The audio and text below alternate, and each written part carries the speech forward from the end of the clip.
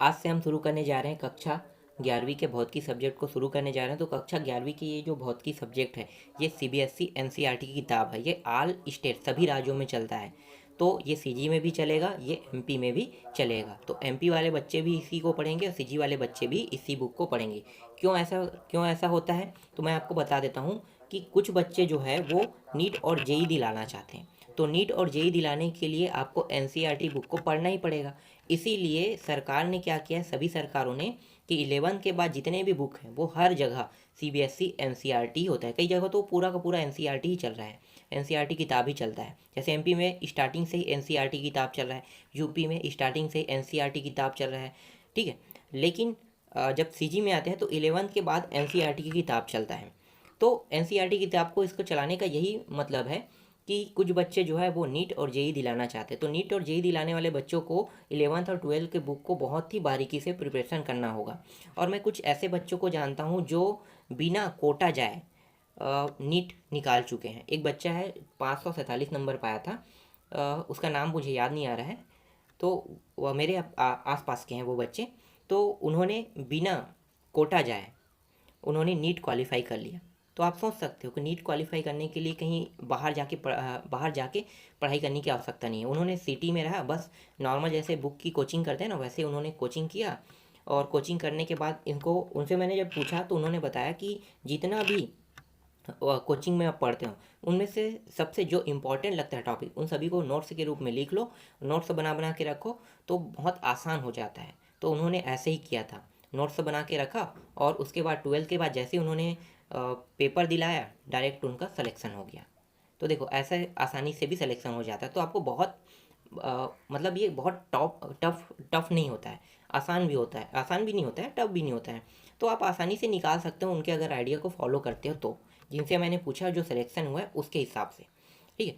तो चलो, जो बच्चे यहाँ पे नीट और जेई दिलाना चाहते हैं उनको क्या करना है, बारीकी से तैयारी करना है। लेकिन जो बच्चे नीट और जेई नहीं दिलाना चाहते, बिजनेस पर्पस करना चाहते हैं या फिर नौकरी करना चाहते हैं, तो उनके लिए अलग रास्ता है। तो बिजनेस और नौकरी करने वाले ये बुक कभी नहीं पढ़ेंगे। 11th में आप कोई भी कंडीशन में साइंस नहीं लेना है। क्यों? क्योंकि ये फालतू है आप लोगों के लिए। बिजनेस करने वाला क्या करेगा भाई? बिजनेस करने वाला अगर इसमें अपना टाइम वेस्ट करेगा बिजनेस कब करेगा? इसलिए इसको आपको लेना नहीं है। नौकरी करने वाला भी इस बुक को नहीं लेना है। क्यों? क्योंकि नौकरी में नौकरी करना चाहते हो तो इससे क्वेश्चन 4 ही 5 क्वेश्चन आते हैं, और आप 3 बुक जब पढ़ोगे ना तो बहुत मोटा मोटा किताब क्यों पढ़ोगे? फालतू है, ये भी टाइम वेस्टेड है। तो आपको क्या करना है, आर्ट लेके पढ़ना है। या बिजनेस करने वाला 11th के बाद बिजनेस लेके भी पढ़ सकते हैं। 11th और 12th में कुछ स्कूलों में बिजनेस होता है, बिजनेस ले सकते हैं। अगर नहीं ले रहे तो सिंपल आर्ट ले लो और बिजनेस के बारे में जानो कि जिस पर्पस में आपको बिजनेस करना है ना उस पर्पस के बारे में जितनी जानकारी आप इकट्ठा कर सकते हैं 11th और 12th में इकट्ठा करो। 11th और 12th में ही इकट्ठा करना है। और आपको ये ध्यान नहीं देना है कि मैं टॉप करूँगा। अगर आप टॉप करना चाहोगे तो आपको कोई बेनिफिट नहीं होगा। टॉप करने के लिए आपको पढ़ना बहुत पड़ेगा। तो भाई टॉप करोगे तो पढ़ते रहोगे तो बिजनेस कब करोगे? तो इसीलिए मैं कहूँगा कि जो बिजनेस करना चाहते हैं वो सिर्फ पास होने के लिए पढ़ो। लास्ट लास्ट में भी पढ़ते हो ना, 1 महीना पढ़ के पास हो जाए तो वैसे ही पढ़ो। तो 1 महीना पढ़ के ही पास हो जाओ। लेकिन बाकी जितनी भी जानकारी है आप बिजनेस के बारे में जानना चाहते हो वो इकट्ठा करो 11th और 12th में। जिस पर्पस में करना है आप किताब बनाओ, मतलब एक क्या बोलते हैं, एक कॉपी रखो, ठीक है। उस कॉपी में लिखते जाओ कि ये बिजनेस में ऐसा हुआ था, ये अनसक्सेस हुआ है, क्यों हुआ है, इसका कारण जानो। इन्होंने ये बिजनेस किया है, इसमें इन्होंने सक्सेस हुआ है, क्यों सक्सेस हुआ है। इस बिजनेस को मैं करना चाहता हूँ, मैं कैसे सक्सेस हो सकता हूँ। तो ये बिजनेस जितने लोगों ने किया है उसको आप देखो कि इन्होंने किस तरह से बिजनेस किया है, कैसे इन्होंने सक्सेस हुआ है, कैसे इन्होंने रिदम बनाया है। तो हर चीज़ों को आपको ध्यान देना होगा। तो ये 11th और 12th तक के आपको ये करना है। और जैसे 12th पास हो जाते हो ना तुरंत आप उस बिजनेस को स्टार्ट करो, सीधा स्टार्टअप करो, स्टार्ट ही कर दो। और 4 साल में आप सक्सेस हो जाओगे। 4 साल ज़्यादा नहीं लगेगा, 4 साल में आप लखपति बन जाओगे, करोड़पति भी बन सकते हो। तो ये 4 साल के अंदर में ही आप हो जाओगे। तो ये चीज़ आपको याद रखना कि बिजनेस जिस भी पर्पस में करना है उसके बारे में अच्छे से जानकारी इकट्ठा करना है। कैसे करना है ये मैंने बता दिया है मोटी मोटी बातों में। सेम वैसे ही आपको प्रक्रिया अपनाना है। अब जिन लोगों को नौकरी करना है तो नौकरी करने वाले क्या कर सकते हैं, ठीक है। तो नौकरी करने वाले को मैं सजेस्ट करूँगा कि आप आर्ट या फिर कॉमर्स लेके ही पढ़ाई करो। क्यों? क्योंकि आप जितनी आसानी से, अब फिलहाल मैं सजेस्ट करूँगा कि उन्हें आर्ट लेके पढ़ने के लिए कहूँगा। आर्ट लेके पढ़ोगे तो आपका इतिहास, भूगोल, ठीक है, अर्थशास्त्र ये तो रहेगा ही रहेगा। तो ये यही सब्जेक्ट लेके आपको पढ़ना है, इतिहास, भूगोल या अर्थशास्त्र। क्यों? क्योंकि यहाँ से क्वेश्चन बहुत ज़्यादा आते हैं। तो इतिहास के बारे में जितना ज़्यादा जानोगे उतना ज़्यादा आप क्वेश्चन को बना पाओगे, भूगोल के बारे में जितना ज़्यादा जानोगे उतना ज़्यादा क्वेश्चन बना पाओगे, और इकोनॉमिक्स के बारे में मतलब अर्थशास्त्र के बारे में जितना ज़्यादा जानोगे उतना अच्छा से आपका पेपर जाएगा। फिर आप जैसे 12th पास करते हो किसी अच्छे से कोचिंग सेंटर को ज्वाइन कर लेना। क्यों ज्वाइन करने के लिए कह रहा हूँ? क्योंकि अगर आप अभी से ज्वाइन करोगे, ठीक है, 12th के बाद आप कॉलेज जैसे जाते हो तो रेगुलर आप कॉलेज जाओगे तो आपको कोई बेनिफिट नहीं होगा। आप उसको प्राइवेट में करो।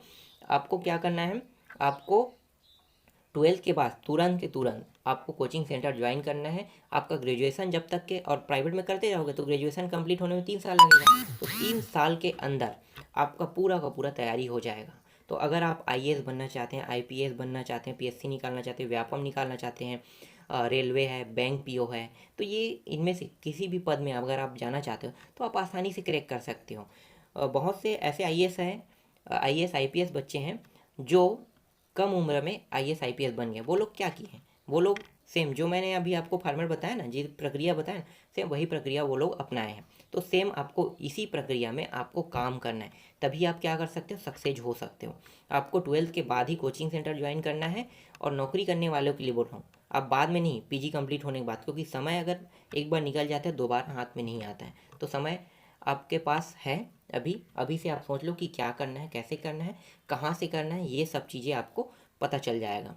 ठीक है, तो इसीलिए मैं बोल रहा हूँ कि जो नौकरी करना चाहते हैं वो लोग 12वीं के बाद ही कोचिंग सेंटर ज्वाइन करना, और जो भी पद में जाना चाहते हैं उसी के हिसाब से आप कोचिंग ज्वाइन करना। व्यापम बस पढ़ना, नौकरी करना बस चाहते हो, नौकरी पाना चाहते हो तो आप इसमें से चुन लो कि मैं व्यापम का नौकरी करूँगा या एसएससी का नौकरी करूँगा। तो वही कोचिंग सेंटर ज्वाइन करना जो व्यापम पढ़ाता है, एसएससी पढ़ाता है। पीएससी वाले जा रहे हैं तो पीएससी में, अगर आईएएस आईपीएस बनना चाहते हैं तो यूपीएससी के कोचिंग सेंटर करना है, तो यूपीएससी की तैयारी करना है। तो ये आप उसी हिसाब से तैयारी करना। तो चलो अब हम आगे बात कर लेते हैं इस अध्याय के बारे में।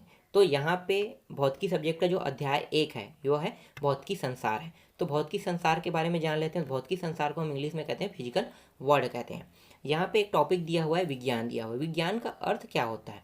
तो विज्ञान का जो अर्थ होता है वो होता है विधिवत ज्ञान होता है और विशिष्ट ज्ञान होता है। जो विज्ञान है इसकी उत्पत्ति जो है ना वो लैटिन शब्द से हुआ है, जिसको हम कहते हैं, उस लैटिन शब्द का जो नाम है वो क्या है, साइंटिका है। तो साइंटिका से इसकी उत्पत्ति हुई है। और इस साइंटिका का जो अर्थ होता है वो होता है जानना होता है। मतलब जितनी ज़्यादा हम किसी चीज़ को जानेंगे तो वो क्या कहलाएगा, विज्ञान कहलाएगा। वही तो होता है ना, विज्ञान में क्या करते हैं, विज्ञान में खोज करते हैं। तो खोज कब करेंगे, जब थोड़ा बहुत उसके बारे में जानकारी हमें पता होता है। तो हम सोचते हैं कि इसके बारे में हमें पूरी जानकारी हो, तो हम क्या करेंगे, और जानने की कोशिश करेंगे, और जानने की कोशिश करेंगे। तो यही होता है विज्ञान का मतलब होता है जानने की इच्छा पैदा होना। तो साइंटिका जो है वो जानने की इच्छा पैदा करता है, तो जानना होता है इसका अर्थ। ठीक, समझ में आ गई ये टॉपिक विज्ञान का। अब विज्ञान का अर्थ देख लेते हैं। विज्ञान का अर्थ क्या होता है? तो विज्ञान का अर्थ होता है प्राकृतिक घटनाओं के सुव्यवस्थित एवं क्रमबद्ध प्रेक्षणों, सटीक तर्कों एवं सफल प्रयोगों से प्राप्त ज्ञान को हम क्या कहते हैं, विज्ञान कहते हैं। अब ये कैसे होगा? तो देखो प्राकृतिक घटनाएं क्या क्या हो सकती है। तो प्राकृतिक घटनाएं जैसे है भूकंप के झटके हैं, ज्वालामुखी है, रात दिन होना, हवा का बहना, ये सब क्या है, ये सब प्राकृतिक घटनाएं, प्रकृति में होते रहता है ना हमेशा। तो ये होता है प्राकृतिक घटनाएं। अब ये प्राकृतिक घटनाएं सुव्यवस्थित मतलब सही ढंग से चल रही है। ठीक है, सही ढंग से चलना। तो भाई आपको पता है कि रात तो रातों में ही होगा, दिन जो है वो दिन के समय होता है। तो दिन और रात क्या कभी चेंज होता है कि रात जो होता है वो दिन में चला जाता है, दिन रात में चला जाता है? नहीं हो जाता है ना। तो यही चीज़ें हैं। ज्वालामुखी भूकंप, ज्वालामुखी का आना, भूकंप के झटके आने अचानक आते हैं, बता के थोड़ी आएगा कि मैं इतने समय आऊँगा। तो ये क्या है, अपने समय में जब उद्गार होने के कगार में होता है तो वो होगा ही होगा। तो यही चीज़ें होती है। तो प्राकृतिक जो घटना है वो सुव्यवस्थित ढंग से होते रहता है, क्रमबद्ध तरीके से चलते रहता है। और अगर आप इन्हीं के सटीक तर्क का मतलब आप देखते हैं दूर से कि भाई यहाँ पे ज्वालामुखी विस्फोट हो सकता है, तो आप क्या करोगे, देखोगे कि कितने समय बाद होगा। तो ये कम से कम 2 घंटे बाद होगा, 2 दिन बाद होगा, 4 दिन बाद होगा। तो आप इसकी अगर अच्छे से जानकारी इकट्ठा करते हैं और इसके सटीक बैठ जाता है तो क्या होगा, सटीक अगर इसकी जानकारी अगर इकट्ठा कर लेते हैं और सफल प्रयोग हो जाता है तो इसी चीज़ों का आप अध्ययन करते हो तो वो कहलाता है विज्ञान कहलाता है। समझ में आ गया विज्ञान का अर्थ, आपको समझ में आया? चलो अब विज्ञान के उद्देश्य भी जान लेते हैं। ठीक है, विज्ञान का उद्देश्य क्या होता है? तो विज्ञान का उद्देश्य होता है जो हमारे चारों तरफ, वही है और कुछ नहीं है, हमारे चारों चारों ओर घटने वाली घटनाओं को विस्तार से समझना। ठीक है, बहुत ही विस्तार से समझना तथा इन्हें मानव उपयोगी बनाना क्या कहलाता है? विज्ञान का उद्देश्य कहलाता है। समझ में आगे? मानव उपयोगी बनाना विज्ञान का ये उद्देश्य है। अब इसके मुख्य दो भाग हैं, दो भागों में वर्गीकृत किया गया। पहला भाग है भौतिक विज्ञान और दूसरा भाग है जैव विज्ञान। भौतिक विज्ञान और जैव विज्ञान क्या है? तो भौतिक विज्ञान और जैव विज्ञान के बारे में जान लेते हैं। तो सबसे पहले हम देखेंगे भौतिक विज्ञान। भौतिक विज्ञान क्या होता है?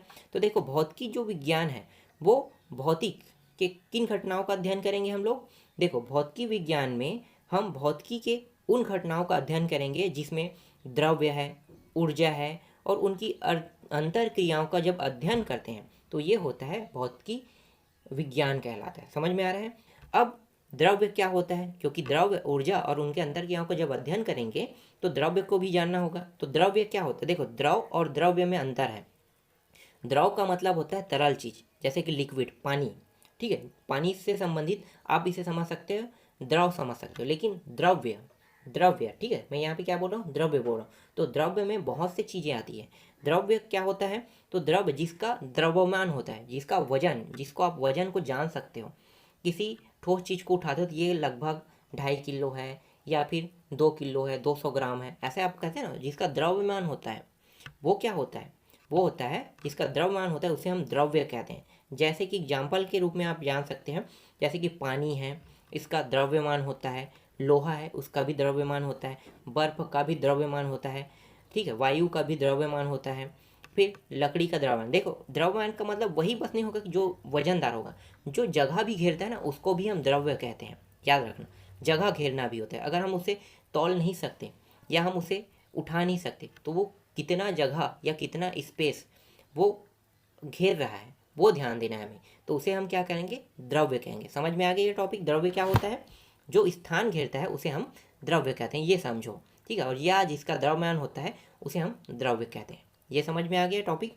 चलो आगे देखते हैं, ऊर्जा के बारे में जान लेते हैं। ऊर्जा क्या होता है? तो आप सभी ने पढ़ा होगा कि ऊर्जा को ना तो नष्ट किया जा सकता और ना ही उत्पन्न। तो ऊर्जा को ना तो उत्पन्न किया जा सकता और ना ही नष्ट किया जा सकता। इसे क्या कर सकते हैं? एक रूप से दूसरे रूप में परिवर्तित कर सकते हैं। ये होता है ऊर्जा, होता है ये ऊर्जा का सटीक क्या है? सटीक व्याख्या है। अब आइंस्टीन ने भी कहा है ऊर्जा का। तो देखो, आइंस्टीन अपने हिसाब से दिया है ना। आइंस्टाइन ने क्या कहा है? आइंस्टाइन ने अपने हिसाब से कहा है, अल्बर्ट आइंस्टाइन ने, कि द्रव को ऊर्जा में और ऊर्जा को द्रव में परिवर्तित किया जा सकता है। क्या कहा उन्होंने? द्रव को ऊर्जा में, ऊर्जा को द्रव में परिवर्तित किया जा सकता है। तो ये टॉपिक मैंने बताया। देखो, ऊर्जा को ना तो उत्पन्न किया जा सकता है और ना ही नष्ट किया जा सकता। क्या किया जा सकता है? परिवर्तित किया जा सकता है ना। तो ये वही टॉपिक है।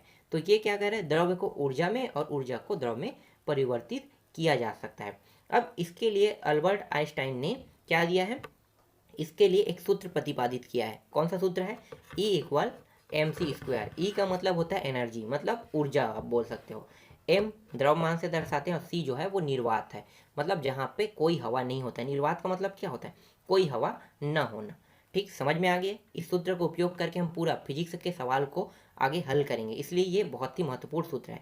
तो याद रखना, अगर जो जेई और नीट दिलाना चाहते हैं उनके लिए इंपॉर्टेंट टॉपिक है कि अल्बर्ट आइंस्टाइन का सूत्र क्या है। अगर पूछ देगा तो ऐसे 2-4 सूत्र लगा देगा वो। एक तो रहेगा E=mc² हो जाएगा, फिर m ऐसे कुछ करके, ठीक है, mv² ऐसे दे दिया जाएगा। तो वो कंफ्यूज करने के लिए होता है। तो आपको याद होना चाहिए कि ये सूत्र अल्बर्ट आइंस्टाइन का E=mc²। इस तरह से आप याद रखना। समझ में आ गया? चलो आगे देखते हैं। अब इसके बारे में थोड़ा सा और जान लेते हैं। ठीक है, किन टॉपिकों के बारे में जानेंगे? भौतिकी को मुख्यतः 2 भागों में विभक्त किया है। ठीक है, अब हम बात करें भौतिकी को विभक्त करने वाले, हमें विज्ञान के नहीं। विज्ञान को तो उन्होंने भौतिकी और जीव विज्ञान में 2 भागों में विभक्त किया है, लेकिन यहाँ पे क्या होगा? भौतिकी को ही 2 भागों में विभक्त किया है। पहला है चिस्मत भौतिकी और दूसरा है आधुनिक भौतिकी। चिस्मत भौतिकी क्या होता है? तो देखो, चिस्मत जो भौतिकी है, अगर हम जानते हैं तो हम अगर इसे देखते हैं, ठीक है, तो देखेंगे कि 1900 सन, हम यहाँ पे एक लकीर कर देंगे। ठीक है, यहाँ पे देखो, ध्यान देना, यहाँ पे 1900 लिखा हुआ है। ठीक है, 1900। अब ये 1900 के पहले है और ये 1900 के बाद है। तो 1900 के पहले, ठीक है, 1900 के पहले जितनी भी प्राकृतिक घटनाएं या घटनाएं हुई हैं वो सब के सब चीस्म भौतिकी कहलाते हैं। क्या कहलाते हैं? चीस्म भौतिकी। इससे पहले वाला क्यों? क्योंकि इससे पहले 1900 से पहले बहुत ज़्यादा विकास नहीं हुआ था। बहुत ज़्यादा मतलब हम टेक्नोलॉजी के बारे में नहीं जानते थे कि हम खुद से कुछ चीज़ों में परिवर्तन नहीं करते थे। इसीलिए क्या है, 1900 से पहले वाली जो घटना है वो चीस्म भौतिकी है। लेकिन 1900 के बाद वाले को हम क्या कहते हैं? आधुनिक भौतिकी कहते हैं। क्योंकि आधुनिक भौतिकी में बहुत सी चीज़ों के बारे में हमने अध्ययन किया है। देखो, चीस्म भौतिकी जो है इसके बारे में पहले जान लेते हैं। चीस्म भौतिकी जो होता है इसमें यांत्रिक है, ऊष्मागतिकी है, ध्वनि है, प्रकाश की है, वैद्युत गति है, इनका अध्ययन हुआ था। लेकिन जब हम 1900 के बाद जाते हैं तो 1900 के बाद में क्या हुआ? 1900 के बाद में नाभिकी के बारे में हमें पता हुआ। भाई नाभिकीय विखंडन ये सब चीज़ पढ़े हो ना, तो बम बनाना शुरू कर दिया। 1900 के बाद ही बम बनाना शुरू किया, तो नाभिकीय विखंडन, नाभिकीय संलयन उसी समय शुरू हुआ। तो ये 1900 के बाद हुआ, इसे हम आधुनिक भौतिकी कहते हैं। समझ में आ गया? चीस्म भौतिकी और आधुनिक भौतिकी समझ में आ गया। बाकी जो टॉपिक है उसको हम नेक्स्ट वीडियो में देखेंगे। तो ठीक है, तो अभी आप सिर्फ इस लेक्चर में बस इतना ही आप समझो।